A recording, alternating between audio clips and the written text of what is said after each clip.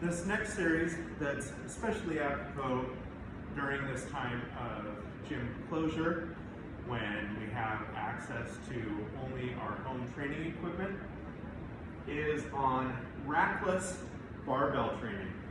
So assuming you don't have a squat rack or a bench, but you were able to either purchase or maybe you borrowed or are renting from a local gym that's closed, a barbell and some weight plates and some good clamps. You can still get a wide variety of deadlift patterns, squat patterns, and pressing patterns in your training regimen without a rack. Deadlift.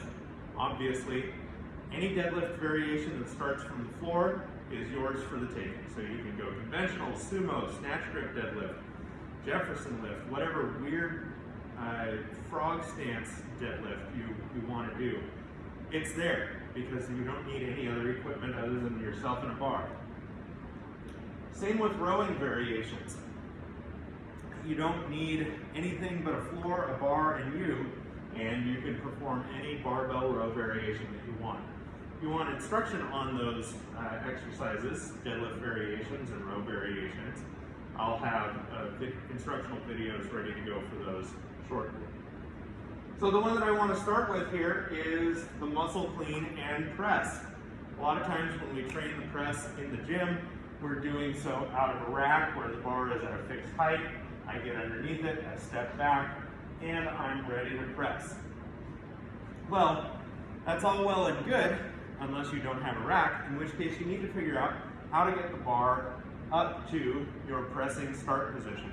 That's where the muscle clean comes in. The muscle clean is the simplest variation of a very complex exercise called a clean. The clean is so named because originally the lifter had to bring the bar from the floor clean, that is without any contact on the body, into the rack position and then perform whatever they were doing from there, whether that was a press or a jerk. So you had to lift the bar clean. Well, nowadays, in Olympic lifts, the clean does have contact with the body on the way up, right there at the top third or middle of the thigh, before the lifter then descends into the squat position to catch the bar. Now the squat clean is useful if you're going to be lifting as much weight as possible overhead with a barbell. We're not going to do that. That's a sport for the elite. It's not training for us at home.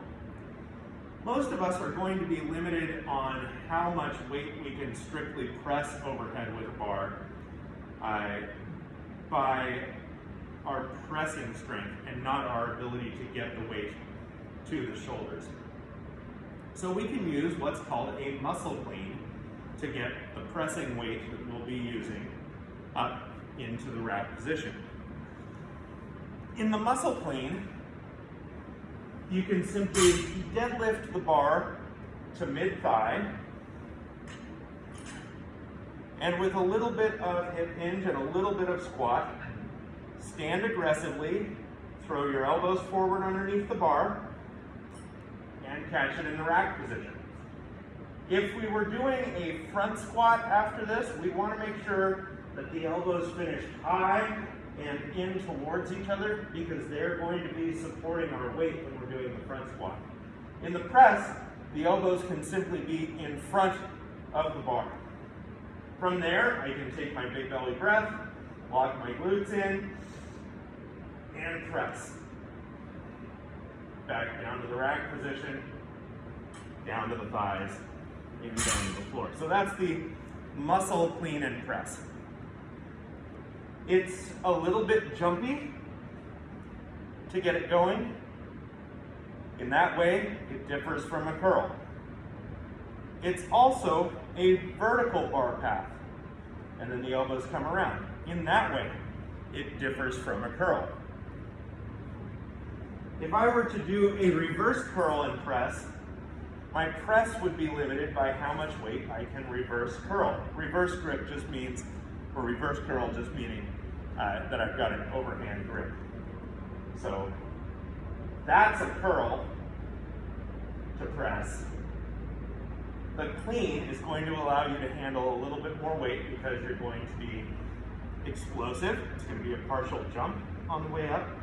And instead of the bar swinging out in front of you, it's going to pull straight up into the rack position. Now once you're in the rack position, you want to have the bar against the collarbones or just below the collarbones, and the sternum lifted so that the body is supporting the bar and not just the arms. From here, a crushed grip, tight glutes, big belly breath,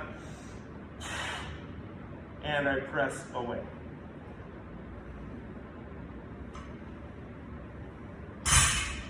The muscle clean and press.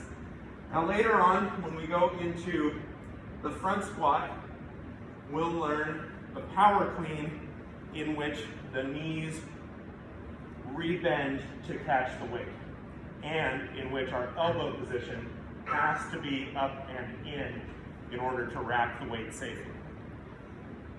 For the purposes of the press, we don't need to go into that level of detail because we're not going to be handling the same weights that we would in a front squat, unless your front squat is weak as shit.